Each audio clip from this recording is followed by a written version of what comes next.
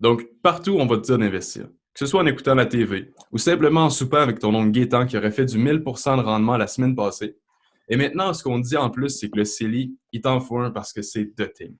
Peut-être que tu en as déjà un, peut-être que non. Mais si tu en as un, peut-être même que son fonctionnement t'est complètement inconnu et que tu as laissé carte blanche à un inconnu derrière un comptoir pour prendre en main ton avenir financier. Donc, peu importe ce qui arrive, tu as probablement des questionnements. Donc, maintenant, il faut que tu saches que pour faire un sandwich, tu as besoin de pain, de jambon, de moutarde et de relish si tu es un satanique. Mais maintenant, essaie de refaire le même sandwich si tu ne savais pas c'était quoi du pain, la moutarde ou encore de la relish. Malgré qu'il vaut peut-être mieux pas que tu saches c'est quoi de la relish. Mais bref, en finance, c'est exactement la même chose. L'investissement devient de plus en plus facile à mesure que tu apprends à connaître le langage financier. Il faut que tu connaisses les termes et que tu connaisses qu'est-ce qui est quoi avant de passer à l'action, évidemment. Donc, je ne peux pas te garantir que d'ici la fin de ce podcast, tu vas être capable de faire un flambé au canard, mais avec la boîte à lunch, le langage financier qu'on t'a préparé, tu vas clairement être capable de te faire un bon sandwich jambon moutarde. Donc, on part pour le podcast. À bientôt.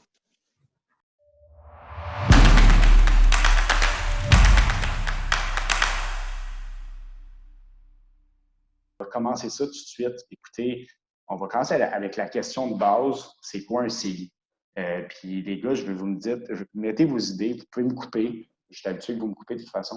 Louis, tu peux le faire aussi. Mais je veux vraiment qu'on retourne à la base et expliquer aux gens c'est quoi un CELI.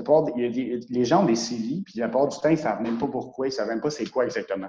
Ce n'est pas nécessairement leur faute parce qu'ils veulent bien faire, ils veulent épargner. Et ils ne sont pas fait expliquer comme il faut par leur banquier ou leur conseiller, peu importe, c'était quoi vraiment. Mais ils savent que c'est ça qu'il faut faire, que c'est la bonne chose à faire. On Parce repart du que début. Vas-y.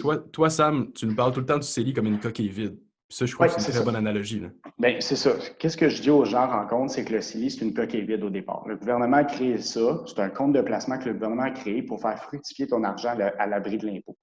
C'est une coquille vide. Je veux vraiment qu'on se rappelle de ce mot-là, coquille vide. Je vais le répéter 14 fois. Vous allez comprendre pourquoi j'explique ça comme ça. Fait que c'est un compte de placement vide. Il n'y a rien à l'intérieur. Il n'y a pas de produit financier. Fait que ça sert à faire fructifier ton argent à l'abri de l'impôt. Il n'y a pas de taxes, pas de frais, pas d'impôts à payer. Et tu peux retirer quand tu peux les sommes, libres d'impôts, de taxes. Donc, c'est vraiment un compte qui est super flexible. Par contre, il y a Arrête certaines... dans une seconde, Sam. Je vais Oui. mettre un astérix. Dans le fond, quand tu dis qu'il n'y a pas de frais, pas d'impôts, pas rien, encore une fois, ça reste si on respecte les règles fiscales. Parce qu'en fait, une personne, pour avoir des pénalités, pour avoir des revenus imposables, si elle ne respecte pas, dans le fond, les règles imposées par les autorités fiscales au niveau du CELI. Oui, merci. Petit astérix. Louis, tant qu'à être là-dedans, pourrais-tu renchérir un petit peu sur les règles fiscales du CELI, juste rapidement un peu? Sans trop rentrer en détail, parce qu'il ne faut pas perdre les gens. Là. Super simple. En gros, il y a des restrictions au niveau des cotisations qu'on peut faire selon notre âge. Fait que c'est super important de s'assurer que si on met un montant, mais qu'on respecte la limite de contribution pour éviter, dans le fond, des pénalités. Et l'autre règle que les gens ne sont pas souvent au courant, un CELI ne peut pas être utilisé pour faire du day trading qu'on appelle. Donc, une personne qui ferait beaucoup de transactions dans son CELI pourrait se faire, on va dire, classer comme étant un professionnel des services financiers et donc être imposé comme un revenu d'emploi et non comme un gain en placement. C'est vraiment les deux notions, dans le fond, au niveau des transactions et au niveau des limites de contribution qu'il faut juste s'assurer de respecter les règles fiscales. Merci, Louis. Merci. C'est toujours cool. intéressant, très bien vulgarisé, encore une fois. Mais est-ce que vous me laissez continuer? Oui. Je sais pas, je suis pas sûr, mais... Non, mais juste pour récapituler, je vais faire comme une analogie. Je suis assis à une table avec, mettons, Mathieu. Mathieu qui veut ouvrir un CELI comme ça, puis le gouvernement arrive avec ce coquille vide-là, qui est le compte de placement qu'on appelle le CELI, puis il dit, voici un compte de placement que tu peux mettre ton argent à l'intérieur, la faire fructifier, c'est libre d'impôt, il n'y a pas de taxes. Par contre, c'est toi qui décides qu'est-ce que tu mets à l'intérieur. Puis là, qu'est-ce que je veux dire par qu'est-ce qu'on met à l'intérieur? Je ne parle pas de l'argent, mais je parle du produit financier. Parce qu'on se rappelle, le CELI, c'est une coquille vide. Fait que c'est toi qui décides le produit de placement ou le produit financier que tu mets à l'intérieur. Puis on peut mettre des obligations, des actions. On peut mettre un compte de placement garanti, un compte épargne intérêt élevé, puis un fonds de placement. Donc, c'est là où tout se joue. C'est là où les gens comment je pourrais dire? Je m'allais dire se plantent. Pas se plantent, c'est méchant de dire ça, mais où ils se trompent. Mais où ils se trompent là. Vous savez que je ne suis pas méchant. Mais c'est là où les gens sont souvent en erreur et qui ne savent pas c'est quoi parce qu'ils pensent que le CELI, ça vient comme un package deal, que dès que tu as un CELI, ton argent est investi. Pas nécessairement. On le voit souvent, on rencontre des gens qui pensent que leur argent est investi dans le CELI, mais ils ont tout simplement un compte épargne à l'intérieur. Fait qu'on se rappelle qu'on peut mettre des obligations, des actions, un CPG, un fonds de placement et un compte épargne à intérêt élevé. C'est ça les produits que tu peux mettre à l'intérieur du CELI. C'est ça qui change tout. En fait, je vais faire une autre analogie. Le CELI, c'est une autoroute et tu choisis le véhicule que tu veux prendre pour aller sur ton autoroute. Alors, soit une Honda 92 ou une Porsche 911. Puis c'est là où ce que tout se joue au niveau du rendement, au niveau de ton investissement, etc. Donc, un mythe que j'entends souvent du CELI quand je rencontre mes clients dans la société, c'est que le CELI ne fait pas beaucoup de rendement ou mon CELI n'est pas bon. C'est pas ton CELI qui n'est pas bon, c'est qu'est-ce qu'il y a à l'intérieur qui n'est pas bon. Puis si ton CELI, tu dis qu'il ne fait pas beaucoup de rendement, mais c'est pas ton CELI qui ne fait pas beaucoup de rendement, c'est qu'est-ce que tu as à l'intérieur de ton CELI. Là, excusez, là, je pointe graves accusations. Il est fâché, là. Non, excusez, non, vous le savez, vous me connaissez, je m'en passe facilement chez Émotionnel. Je vais lui donner un bout de chemise. Mais c'est. Donc, est-ce que c'était clair comment j'expliquais le CELI? C'est très clair, Samuel, mais j'avais une question pour toi. Exemple, une personne qui a 16 ans puis avait un CELI, qu'est-ce que tu lui dis? Elle ne peut pas, il faut avoir 18 ans. Il faut avoir 18 ans pour ouvrir un CELI. C'est exact. Dans le fond, il y a un âge minimal pour ouvrir un CELI. Donc, qu'est-ce que je vais dire à la personne? C'est qu'elle continue à épargner ses sommes dans son compte épargne, puis quand elle va avoir 18 ans, elle pourra mettre ça dans son CELI. En fait, après avoir un compte non enregistré, si elle veut investir aussi. OK, c'est intéressant, ça. Ouais, OK, il n'y a pas d'âge minimum pour mettre dans un compte enregistré. S'il y a un parent qui est consentant à signer comme co-titulaire. OK, mais le CELI, même si le parent il signe, ça ne marche pas. Il faut que tu aies 18 ans. Non, c'est vraiment, il faut avoir les droits de contribution qui commencent à 18 ans.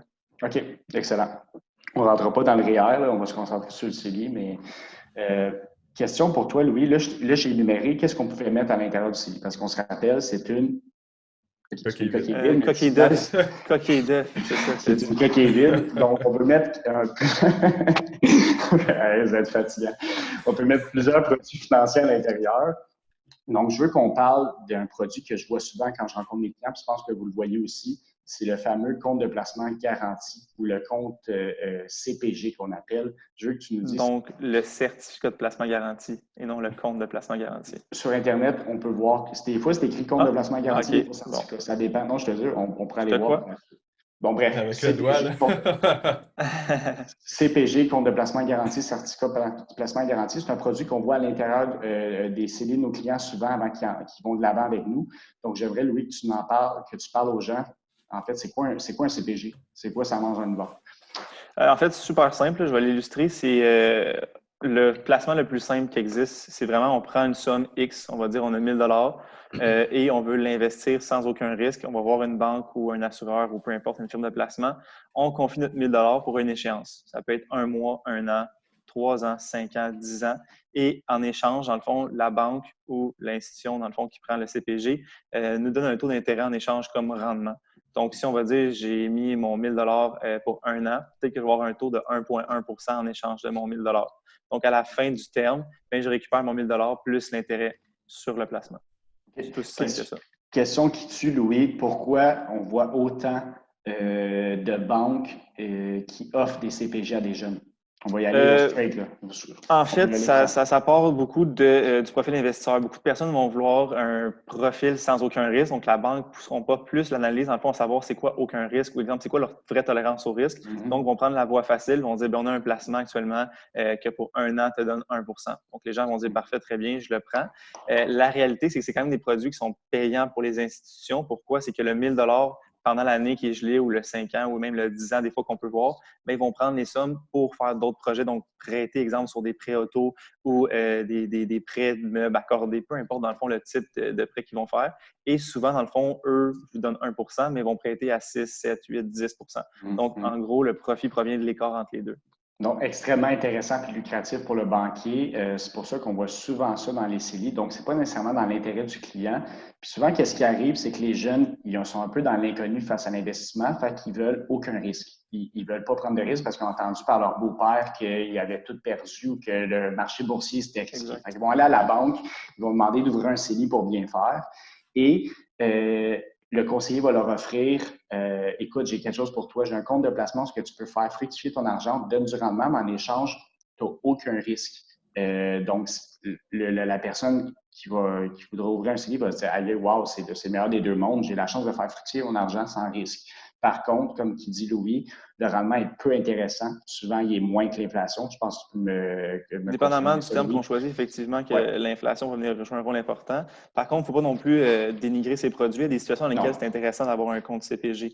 Mais effectivement, pour une personne qui est jeune, qui a l'avenir devant elle, puis c'est pour un projet plus long terme, effectivement qu'on laisse beaucoup de rendement sur la table. Mais à l'inverse, on va dire une personne à la retraite qui veut une stratégie de retraite de décaissement, mais on sert souvent des CPG pour assurer quelques années de revenus et faire une croissance avec le reste des sommes. C'est un produit quand même utile. Par contre, c'est vrai qu'il est peut-être un peu trop proposé facilement dans certaines situations où il y a d'autres avenues qui pourraient être intéressantes pour le client. Exact, c'est ça. Mettons que, je sais pas, on parle d'un client Mathieu qui a un projet maison dans 4 ans puis qui se fait offrir un CPG. C'est peut-être pas le meilleur produit qui est adapté à lui, surtout si on n'a pas pris le temps d'y expliquer un cours 101 sur le marché boursier d'investissement. Donc, bien, surtout au niveau de la flexibilité. Exemple, ton client, s'il a un projet de maison dans 4 ans, ça se peut que le projet se réalise avant. Donc, le CPG, malheureusement, il est gelé. On ne peut pas y toucher avant. C'est ça. C'est drôle que tu parles de ça. Petite anecdote, une de mes clientes cette semaine, elle a réussi à faire sortir ses sommes de son CPG en disant que dû à la COVID, elle avait perdu son emploi, etc. Puis elle avait besoin de ces sommes-là, puis qu'elle s'avait mal fait expliquer que le CPG était gelé. Donc, elle a pu sortir ses sommes. On a pu transférer ça dans le CB avec nous. Mais bref. Pour la modique somme de 10 000 de pénalité? Aucune pénalité. Aucune pénalité. Parce que je pense que c'est peut-être c'est spécial dû à la COVID. Effectivement, il y a beaucoup de règles. Mais normalement, il y a une pénalité, c'est ça, hein, oui? Soit une pénalité ou la banque va tout simplement refuser. Là. Okay. C'est vraiment des situations exceptionnelles dans lesquelles ils acceptent, même des fois dans des décès, ils n'acceptent même pas de dégeler le CPG. Là. Okay. Donc, c'est vraiment des contrats qui sont très, très béton. Là. OK, excellent. Super. On a fait le tour du CPG. C'est un des produits financiers, on se rappelle, qu'on peut mettre dans le CELI. Il y en a d'autres. Gab, compte épargne intérêt élevé, c'est à ton tour. J'aimerais que tu t'expliques c'est quoi un compte épargne intérêt élevé, les avantages et désavantages d'avoir ça dans un CELI. Puis Louis, tu peux bien sûr émettre ton opinion face à ça. Yes, donc, Gab, puis ensuite j'interviendrai. Oui, c'est ça.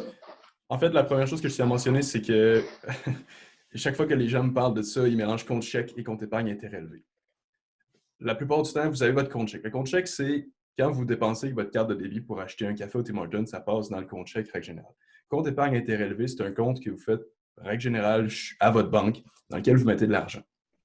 Donc, le nom du compte, c'est compte épargne intérêt élevé. Donc, la nature des choses fait en sorte qu'on croira qu'on a des hauts taux d'intérêt là-dessus, ce qui n'est pas totalement un mensonge quand on compare au compte chèque. Mais bref, les taux d'intérêt sur les comptes épargne intérêt élevé sont entre 1,05 et 2 % règle générale au Canada.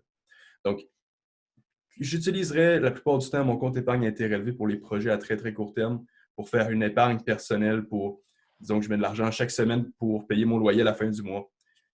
Mais sur le long terme, je ferais peut-être plus attention au compte épargne intérêt élevé. C'est comme ça que ça fonctionne. Les banques l'offrent, les instituts financiers l'offrent. Mais pour l'utiliser, il faut vraiment comprendre son intérêt, comprendre pourquoi est-ce qu'on l'utiliserait, pourquoi du court terme, pourquoi pas du long terme. Donc, ça va tout encore une fois dépendre de vos objectifs, vos horizons de placement. Mais rappelez-vous que le compte épargne intérêt élevé est très liquide, ce qui veut dire que vous mettez l'argent dedans. Il n'y a pas d'engagement contrairement au CPG. Si vous voulez retirer, vous retirez. Certaines banques, certains endroits vont demander un dépôt minimum, d'autres non. Tu peux commencer avec un simple 5 $. Donc, ça devient intéressant. Louis, j'aimerais que tu renchéris là-dessus. Oui, avec plaisir. En fait, parenthèse avant de commencer, lors du dernier podcast, j'ai eu des commentaires de gens qui m'ont écrit. Puis une des choses qui a été remarquée, c'est que je disais beaucoup dans le fond. Fait que Gab, je n'ai pas les compétences au niveau du montage, mais si dans le fond, tu peux mettre un petit compteur qui dit combien de fois je dis dans le fond. J'essaie de me concentrer depuis le début du podcast. Je ne sais pas si je l'ai dit, mais ça se peut qu'il y a eu un commentaire. Il y a un commentaire, il y a quelqu'un qui a écrit sur le podcast, dans le fond, 3 petits points. C'est sûr, honnêtement. Je l'ai remarqué par la suite. C'est si méchant. C'est bien correct. J'ai eu plusieurs commentaires de plusieurs personnes. C'est vrai que c'est mon marqueur de relation par défaut.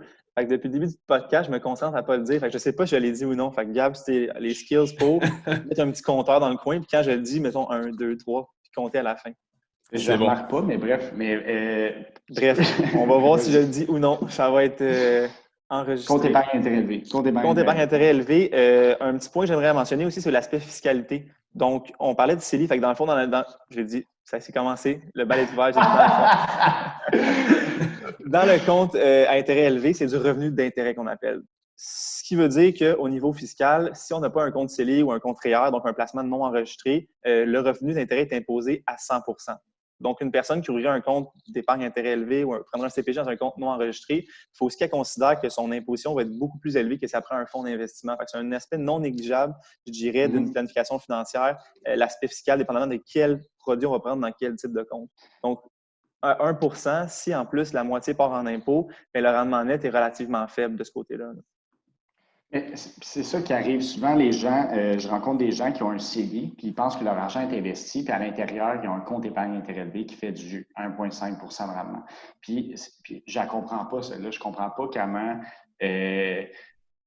en fait, ils pensent pourquoi que leur argent est investi. Ça veut dire qu'est-ce que je veux dire par là, c'est qu'il y a un C'est vraiment manque clair ta question, Samuel. Excuse-moi. Qu'est-ce que je veux dire par là, c'est que mais en fait, je comprends mieux ce que tu veux dire. Pourquoi ils prennent le CELI pour mettre un compte à 1,5 %? Alors pas que pourquoi. Avoir oui, en fait, oui.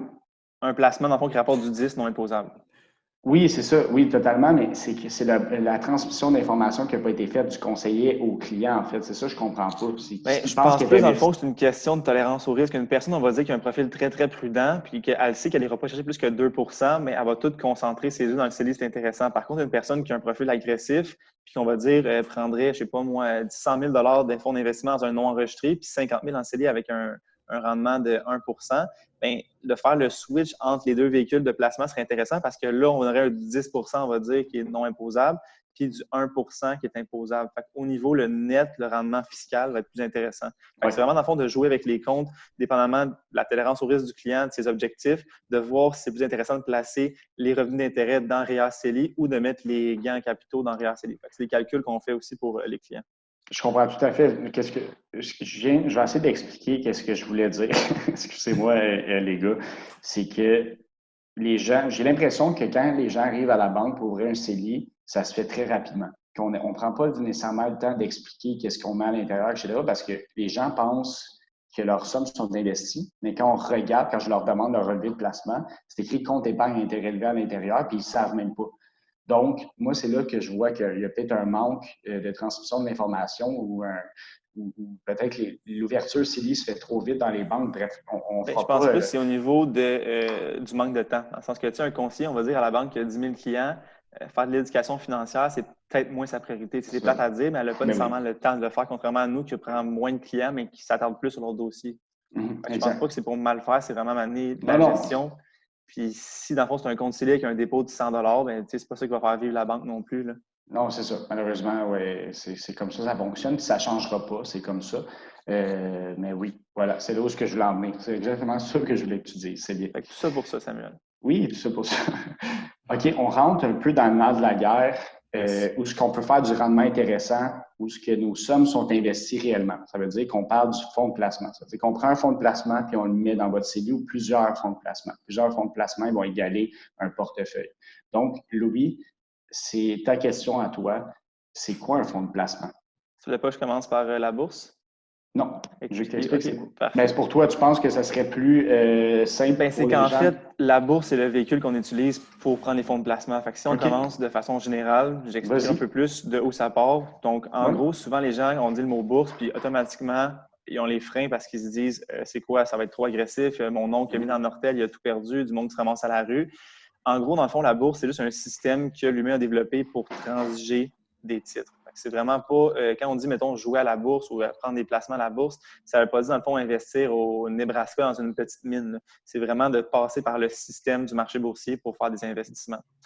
En gros, la bourse, c'est un système qui a été développé, ça fait déjà presque 100 ans, pour aller chercher du financement. Donc, une compagnie, à l'époque, avait seulement une façon de se financer, c'était par de la dette. Donc, on va voir la banque, on va voir un ami, on va voir une autre entreprise, on dit « prête-moi 100 000 $.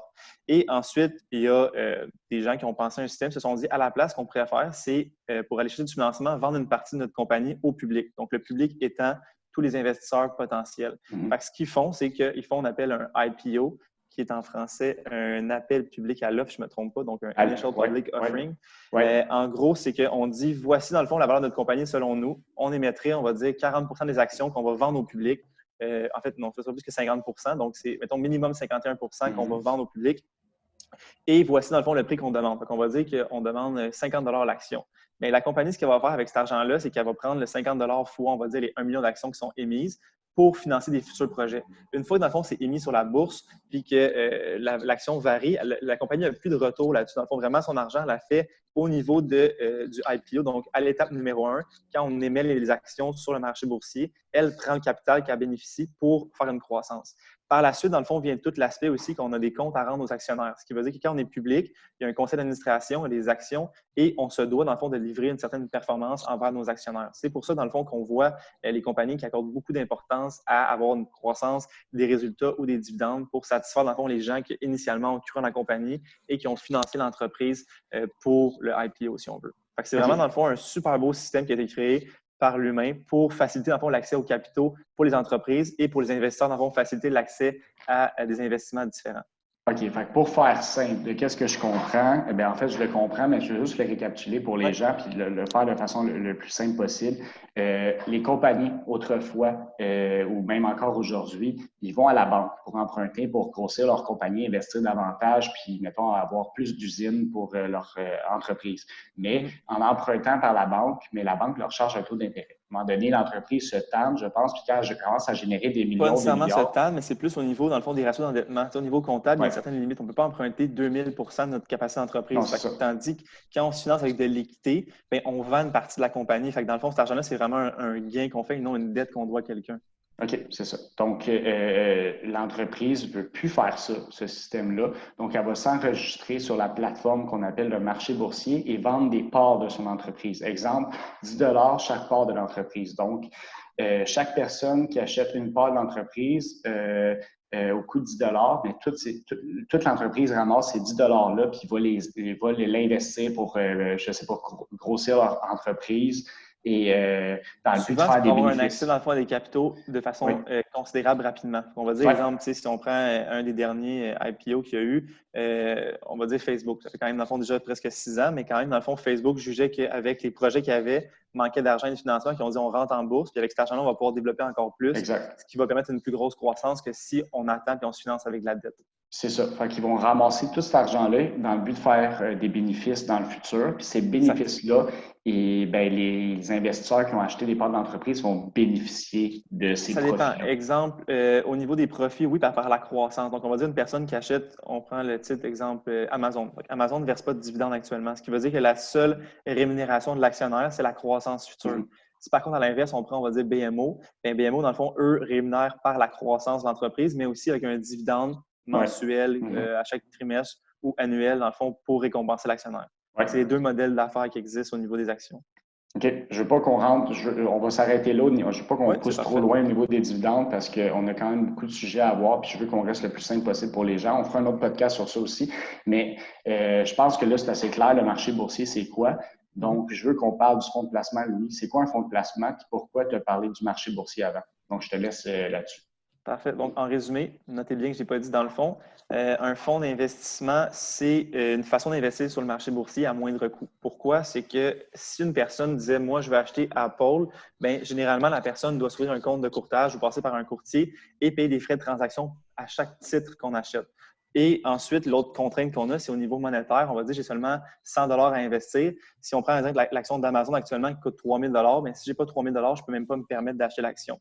Donc, il y a des gens qui ont avec une solution qui s'appelle les fonds de placement. Un fonds de placement, c'est quoi? Ça peut être en fiducie, ça peut être, bref, un paquet d'amalgames, on va dire, fiscal et comptable, dans lesquels les gestionnaires de portefeuille, donc une équipe, va dire, parfait, moi, je juge que dans tel secteur, les titres, on va dire, technologiques, bancaires, énergie, suivants sont les plus intéressants et ils vont faire un regroupement, si on veut, de tous ces titres-là, autant au niveau des actions, des obligations, des titres à revenus fixes. Bref, c'est vraiment, comme un peu Sam disait tantôt, une coquille vide dans laquelle des gens, donc des professionnels, des CFA, des comptables, des financiers, vont choisir des placements et ils vont faire un portefeuille. Donc, vraiment un groupe et ils vont ensuite se retourner vers le marché des investisseurs et dire, voici, moi, exemple, Louis-Bernard Dubé, j'ai créé mon fonds de placement dans tel secteur et je vous le vends. Donc, la personne s'est intéressée puis elle juge que le fonds est intéressant, va dire, parfait, j'achète pour 1 000 $ de part de fonds d'investissement. L'avantage du fonds d'investissement, c'est qu'avec mon 1 000 $, bien, j'ai accès à peut-être 50 titres qui normalement auraient coûté peut-être 3 000, 2 000, 100 $ le titre, que j'aurais jamais eu l'argent pour avoir accès à ces toute cette diversification-là, si on veut. Donc, c'est vraiment une façon simplifiée d'investir sur le marché boursier à moindre coût dans un portefeuille qui est déjà très bien diversifié. Exact. Donc, pour résumer, c'est un panier vide qui a été créé par un gestionnaire ou une gestionnaire de fonds avec son équipe, qui est un panier vide qui est rempli d'entreprises. On prend ce panier-là qui est rempli d'entreprises ou de banques ou quoi que ce soit, d'obligations, et on le met dans le CELI, dans le but de faire du rendement puis de faire fructifier son argent. Exact. Et au même titre, dans le fond, qu'une action, bien, chaque, on va dire, fonds d'investissement a un nombre de parts et chaque nombre de parts vaut une valeur. Donc, on va dire que la part du fonds vaut 15 $. Mais si dans le fond, j'achète pour 1 000 $, je vais avoir 1 000 $ divisé par 15 et mes parts de fonds, la rémunération provient de la croissance. Donc, on va dire dans le portefeuille, si les titres ont enregistré en moyenne une croissance de 5 bien, dans le fond, moi, ma part va augmenter de 5 donc je vais avoir fait 5 de rendement à la fin de l'année. Et l'avantage aussi, c'est que tout l'aspect fiscal, comptable est calculé, dans le fond, pour la personne. Donc, on va dire, si j'ai un compte de placement non enregistré dans lequel l'impôt s'applique, je reçois un beau relevé, dans le fond, qui détaille tous les types de revenus, puis l'impôt est déjà précalculé pour moi. Je n'ai pas, dans le fond, à faire ce travail-là en plus. Exact. Et juste pour parler du fonds de placement et de ses avantages, la fameuse expression « pas mettre ses œufs dans le même panier », je pense, prend tout son sens parce que qu'est-ce qui est le fun d'un fonds de placement, en fait, qui est idéal, c'est que tu es réparti dans plusieurs entreprises au lieu de, exemple, quelqu'un, je ne sais pas, Mathieu, qui décide de s'ouvrir un compte de courtage par lui-même puis d'investir par lui-même, va tout mettre ses sommes, exemple, dans Amazon. Mais là, le fait de mettre toutes ses sommes dans Amazon, il dépend de seulement Amazon. Donc, il met toutes ses œufs dans le même panier. Donc, si Amazon va mal, toutes ses sommes vont mal, en fait. Tout son portefeuille va mal. Tandis qu'un fonds de placement, tu es tellement bien diversifié, ça permet de réduire le risque tout en faisant du rendement. C'est exact? Exact. En gros, au niveau, dans le fond, de l'investissement, la règle de base, c'est la diversification. Fait quand on dit mettre toutes les choses dans le même panier, c'est de prendre effectivement comme 1 ou 2 actions puis de tout concentrer nos avoirs là-dedans.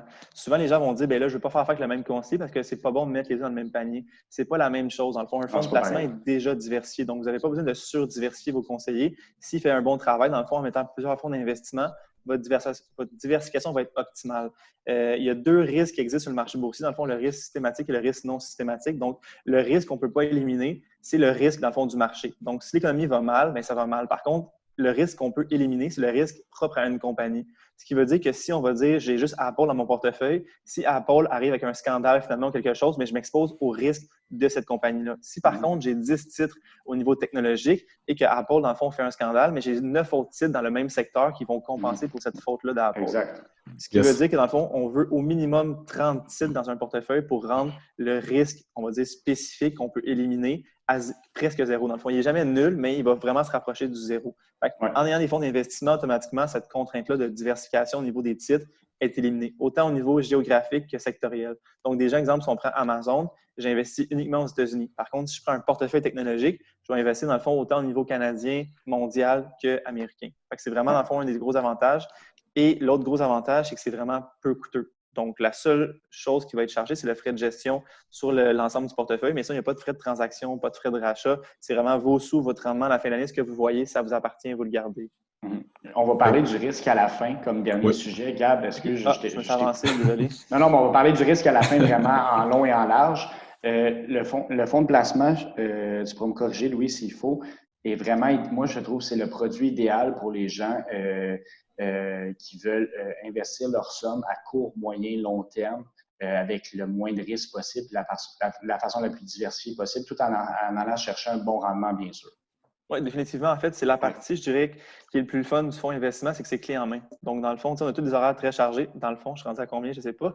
Environ 300 000, là, mais… Ah oui? OK. Tu vois, je pensais que j'étais moins pire, mais ça a l'air que c'est dans mon subconscient.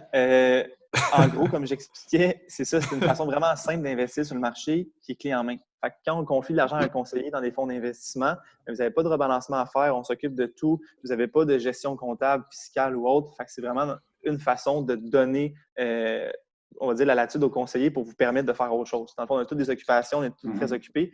En plus, gérer son portefeuille soi-même, on s'ajoute des tâches, même du stress. Si on peut le confier à une autre personne à moindre coût, bien, je pense que ça vaut la peine.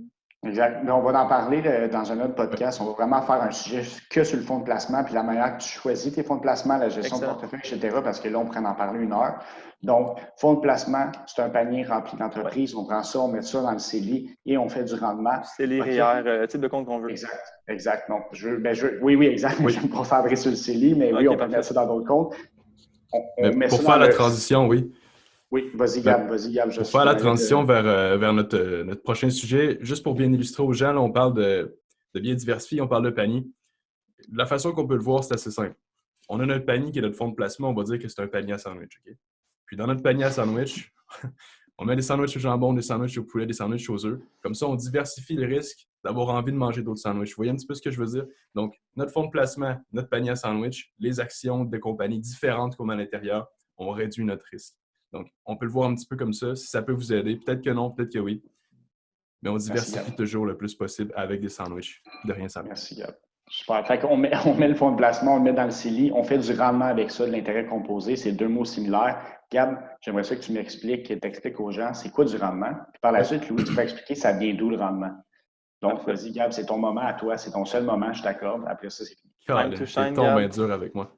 Bon, ben, je vais commencer par citer M. Albert Einstein qui a dit que la 8e merveille du monde était les intérêts composés, soit le rendement. C'est vrai qu'il dit ça, honnêtement? Oui, absolument, je vais le plugger. Non, il l'a bien dit. Je veux voir la quote au bas de l'écran apparaître. On va le voir. Je vais même mettre sa face. OK, excellent.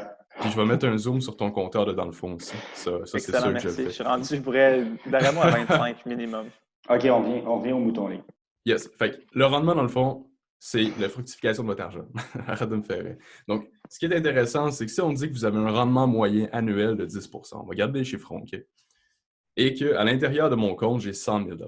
Donc, en 1 an, mon montant va avoir un rendement de 10 %. Donc, on va augmenter 10 %. 10 % de 100 000, si mes calculs mentaux sont bons, on représente 10 000 $. Donc, mon montant l'année 1 était de 100 000. L'année 2, on va aller à 110 000 $. Donc, là, on va transiger vers l'année numéro 3. On va avoir 10 % de quoi? Non pas 10 % de 100 000, mais 10 % de 110 000 $. Donc, je vais augmenter de 111 000 $. Donc, l'année d'après, je suis rendu à 121 000. Ensuite, ça augmente à chaque année. Et vu que le montant est plus gros, et disons qu'on a un rendement fixe de 10 %, ce qui serait... Bref, le montant augmente toujours de 10 %, mais plus que le montant est gros, plus que le 10 % est gros, donc plus que ça grossit, et ainsi de suite. C'est un petit peu comme une boule de neige qui commence tout petite. On la roule, elle devient plus grosse, donc elle attracte plus de neige, et elle devient toujours exponentiellement de plus en plus grosse. Puis, on peut le voir sur les graphiques, j'en mettrai un. Au tout début, on a des petites sommes, ça monte tranquillement, et plus qu'on avance, plus que la courbe monte rapidement. On appelle ça une fonction exponentielle. Donc, c'est exactement la même chose. Merci, Sam, de ton graphique en investissement. Tu as passé tes masses avec 4,36, Sam, sauf c'est quoi exponentiel? On te l'expliquera après, c'est pas grave. Essaye de me faire paraître pour un épais. Vas-y, continue. Donc, encore là, je veux juste vous ramener un petit peu de chiffres. 10 % d'1 million, c'est 100 000 $. Donc, plus que votre montant est gros, plus que ça augmente. Là, on serait rendu à 1 100 000 $. 10 % on parle de... Bref, c'est toujours exponentiel. Donc, ce qu'on veut en investissement, c'est profiter le plus possible du rendement. Donc, si on investit sur le long terme, on va vouloir toucher le moins possible à nos sommes parce qu'on va réduire le capital investi.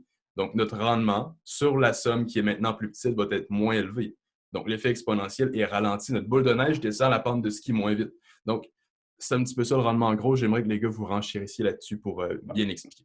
Mais en fait, juste pour parler exponentiel, la définition, pour le dire à Louis, je l'ai en tête là, comme ça vient à plein visage. La définition d'exponentiel, c'est qui a une croissance rapide et continue. Est-ce que tu connais la formule mathématique? Oui. On va faire un prochain podcast. C'est ça. Moi aussi, je pensais. Mais oui, c'était très bien expliqué. Gab, tu pourrais mettre j'imagine que tu vas mettre des images, des tableaux dans le montage vidéo pour les gens. Genre des feux d'artifice, de quoi qui parlent. Exact. Des oreilles des chats pour toi, Louis. Ouais. Est-ce que tu voulais renchérir sur le rendement, Louis? Moi, j'aimerais comprendre le rendement. À quel point tu veux que je renchérisse, dans le sens que je peux vraiment pousser, mais c'est très utile. Non, mais le rendement vient d'où? Gab, il a parlé du rendement, la façon dont on fait de l'argent, la manière que l'argent est fructifié, puis la manière aussi que le temps fait bien les choses. Je veux savoir, le rendement vient d'où? Pourquoi on fait du rendement dans notre CELI?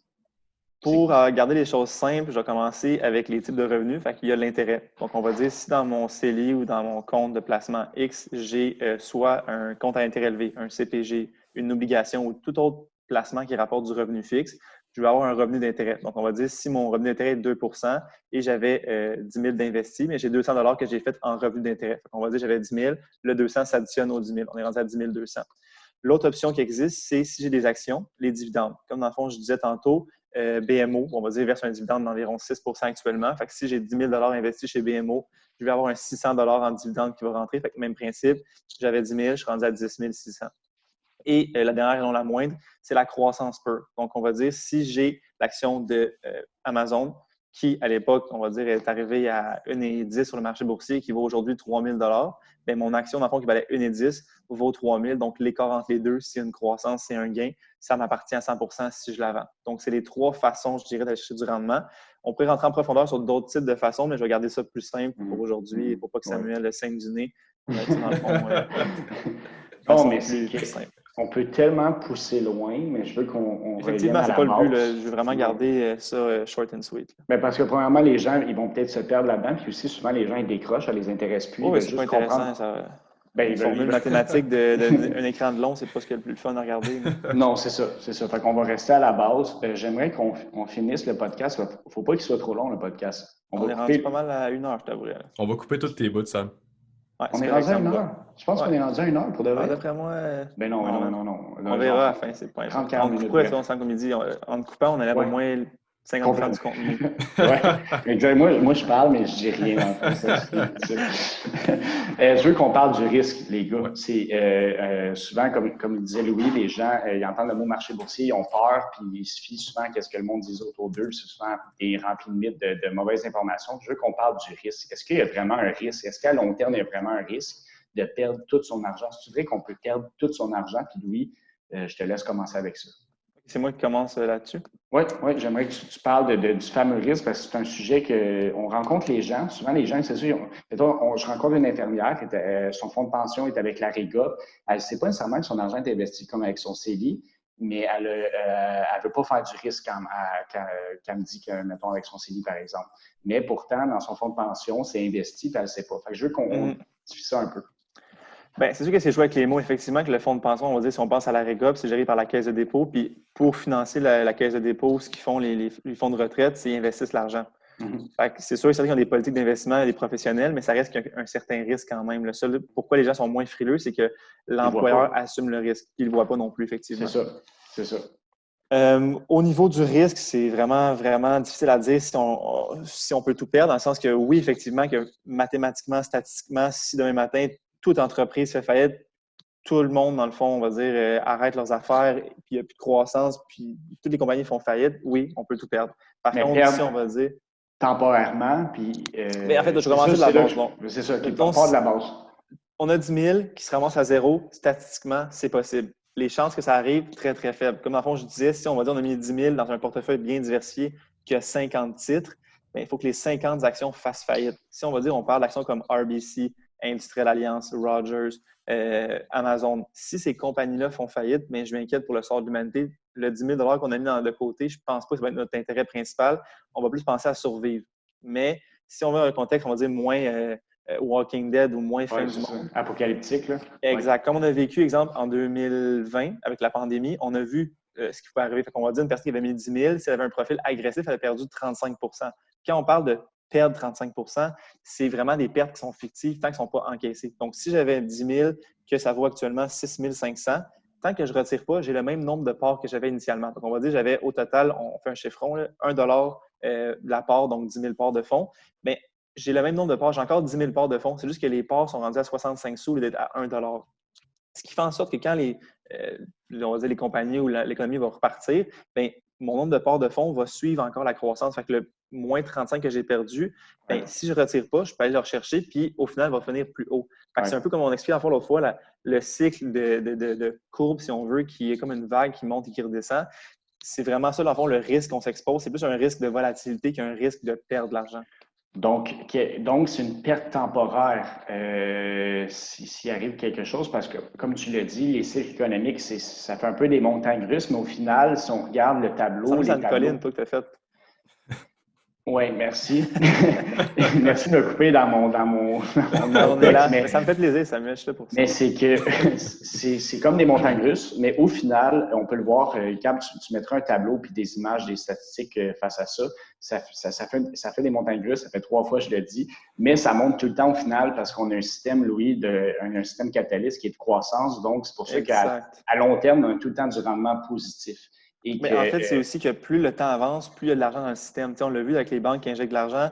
On va dire les successions, c'est bizarre à dire, mais il y a toujours des transferts d'argent qui se font au fil du temps. On va dire qu'à l'époque, en 1900, il y avait X montant de disponible sur la Terre en termes de liquidité. Bien, après une génération, dans le fond, le montant va peut-être doubler, puis c'est exponentiel, ça aussi. Fait qu'il y a de plus en plus d'argent, donc plus d'argent, plus de croissance, plus d'investissement. Donc, c'est normal avec l'inflation aussi que tout augmente. C'est le principe de base de notre système. C'est ça, il y a plus d'humains, on consomme plus, donc on a vraiment un système de croissance. En gros, dans le fond, la notion du risque, c'est vraiment théorique. Effectivement, une personne qui prend, on va dire, 100 en 1950, puis qui le laisse aller, puis qui l'oublie complètement. Aujourd'hui, dans le positif, c'est sûr. Le plus grand risque auquel on fait face, c'est l'investisseur en soi, donc l'émotion. Fait que la personne qui regarde ses placements, puis qui est toujours en train de regarder ça, puis qui avoit moins 35, mais c'est elle le plus gros danger. C'est pas le risque, dans le fond, de l'économie qui m'inquiète, c'est l'investisseur lui-même, parce que ça se peut qu'il dise « non, c'est trop pour moi » et je décaisse. Si, dans le fond, à moins 35, il prend sa perte, là, elle est matérialisée, elle existe réellement. Dans le fond, on n'a plus 10 000 parts, on est rendu avec 6 500 $. Si on veut retourner dans le marché, il faut racheter, dans le fond, avec le 6 500 $. Donc, mes parts valent moins, je rachète moins de parts. C'est vraiment la partie du risque qu'il faut contrôler le plus. C'est pas le portefeuille, c'est pas l'investissement, c'est vraiment l'investisseur en soi. C'est un exemple parfait en ce moment. On a beaucoup de clients que c'est leur première expérience de récession, de correction boursière qu'on vit actuellement. Puis, il y a des clients à nous qui ont eu des rendements négatifs. Actuellement, il y en a qui ont des rendements négatifs. Puis on a communiqué avec eux pour l'expliquer. On a réitéré notre point comme quoi de ne pas paniquer, de laisser les sommes à l'intérieur de leur CELI ou leur REER, puis de laisser la tempête passer parce que comme tu dis, Louis, là, on est dans un creux, mais par la suite, on va avoir une relance économique, puis on va retrouver notre rendement. Bien, en fait, on n'est même plus dans un creux. Si tu regardes, dans le fond, du point le plus bas, aujourd'hui, on est au niveau économique. Exactement, au niveau économique, c'est sûr, mais au niveau, mettons, marché boursier, une personne qui a paniqué, bien, elle, dans le fond, en 3 mois, elle aurait récupéré toutes ses pertes presque, dépendamment des secteurs. Ça, c'est important qu'il faut vraiment rester fixé au plan de match. Si, dans le fond, c'est pour la retraite, même si on retire, c'est dans, on va dire, 20-25 ans, il ne faut pas s'inquiéter, ça va revenir à un point plus élevé tôt ou tard. C'est de faire confiance à la stratégie. Mais comme je dis, c'est ça, le risque, c'est un concept théorique.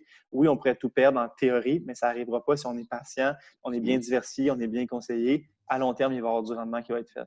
Bon, excellent. Ouais. C'est ça. C'est là les points que je voulais mentionner. Donc, pas être émotif, de tout le temps utiliser sa raison et sa logique, de faire confiance à des professionnels, bien sûr, de faire confiance à notre système de croissance qu'on appelle notre système capitaliste aussi, qu'il est fait comme ça. À moins qu'on change de système, notre système va tout être un système de croissance jusqu'à temps qu'on épuise toutes les ressources de la planète, bien sûr. Mais là, quand c'est un scénario apocalyptique, on n'est pas rendu là.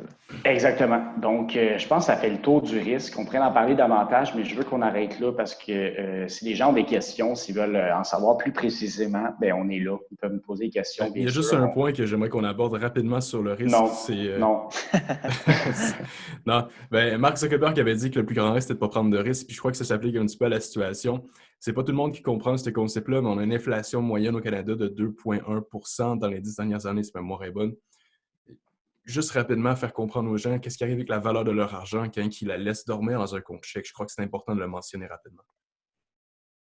Est-ce que je la laisse, Sam, ou tu veux que je prenne la question? Non, je pensais que c'était la question à Louis, excusez-moi. Ben, je sais pas, peu importe, tu peux répondre. C'est pour moi, Gab, ou c'est plus pour Sam? Ben, vas-y, Louis, puis après ça, Sam, tu renchériras avec ta voix mielleuse. Super simple. Il existe, dans le fond, exemple au Canada, l'IPC, qui est l'indice des prix de consommation, je ne me trompe pas. Donc, cet indice-là, ça explique c'est quoi le coût de vie de base. Donc, on va dire pour l'épicerie en général, ça augmente. Dans le fond, comme toute chose, vous voyez, votre dollar, on va dire, on prend l'exemple d'une personne qui a 100 ans, mais là, 100 ans, avec son 1 peut peut-être s'acheter de quoi nourrir sa famille au complet. Maintenant, avec 1 si on veut nourrir une famille au complet, on va être très déçu. Même un gâteau avec les taxes, c'est plus que ça. Exact. C'est pour ça qu'il faut comprendre que si l'argent, on la laisse dormir ou qu'il fait un rendement qui est inférieur, on va dire, à 2,1 % comme Gab mentionnait, c'est qu'on perd du pouvoir d'achat. Si mon argent ne fait pas suffisamment de rendement, bien, je me retrouve qu'au final, si pendant 10 ans, je l'ai laissé de côté, bien, j'ai perdu un pouvoir d'achat quand même considérable. Plus le temps avance sur 25, 50, bref, X nombre d'années, bien, mon argent fait juste perdre la valeur au sens économique, au sens monétaire, au sens de l'inflation. L'inflation est en moyenne de 2 par année, Louis. Hein? Mais là, ça a toujours, dans le fond, c'est cyclique selon les taux et tout. Il y a des fois, il y a de l'hyperinflation, mais je dirais que, mettons, cette année, c'est vrai à 1,3, me semble, de mémoire d'inflation. Bon. Ça varie d'année en année. On va le voir selon les chiffres de StatScan qui sortent à chaque année. Mais c'est ça, eux, ils établissent un barème puis ils recalculent l'IPC à chaque année pour voir combien minimum ça prend de rendement pour garder la même valeur à l'argent. Exact. Donc, si dans ton CELI, tu as un compte de placement garanti qui fait 1,5 de rendement et que l'inflation moyenne est de 1,5 ou 1 mettons, exemple, est de 2 ben, tu t'appauvris dans tes placements. C'est exact? Si, dans le fond, l'inflation est plus élevée que le rendement de la personne, elle s'appauvrit. À court terme, un projet de maison, comme on dit, exemple 1 ou 2 ans, ce n'est pas la fin du monde, mais plus, comme on expliquait l'intérêt composé sur le long terme, l'inflation s'additionne aussi. Fait que mon 100 si je le laisse dans mon compte chèque, chaque année, il perd environ 2 de valeur en termes de pouvoir d'achat. Exact. Donc, les gars, je pense que ça résume bien toutes les bases de l'épargne investissement. Je pense tu peux mettre en gros fonds de placement, Gab, puis que ça clignote. Moi, c'est comme quoi c'est un produit super intéressant pour les gens, une façon de bien diversifier ses placements tout en allant chercher du rendement à moindre risque, bien sûr, tout dépendant, bien sûr, du portefeuille qu'on vous a mis en place. Mais je pense que tu pourras faire flasher des lumières pour fonds de placement. Et sinon, est-ce que tu as d'autres choses à mentionner avant qu'on termine? J'aimerais remercier encore une fois Louis d'être avec nous, de nous divertir en t'intimidant. Puis, je te remercie jamais.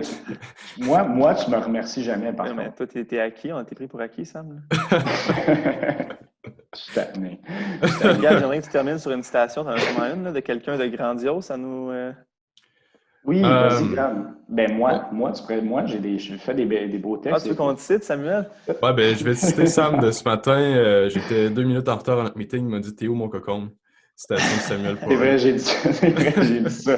Faut pas que tu dises ça aux gens. Mais j'aimerais ramener Nelson Mandela encore une fois. Je sais que je le cite souvent, mais l'éducation est l'arme la plus puissante pour changer le monde. Et je crois qu'ensemble, un partage, un j'aime à la fois, on peut peut-être changer la vie de centaines de milliers de personnes au fil des années.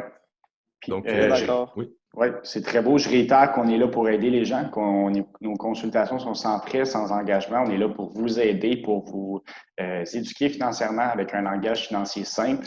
Donc, on est là pour vous, ça va nous faire plaisir. Si vous avez des questions, écrivez-nous. Et merci encore, Louis, honnêtement, d'être venu. C'était super intéressant. On va faire un autre podcast. On a tellement de sujets à voir.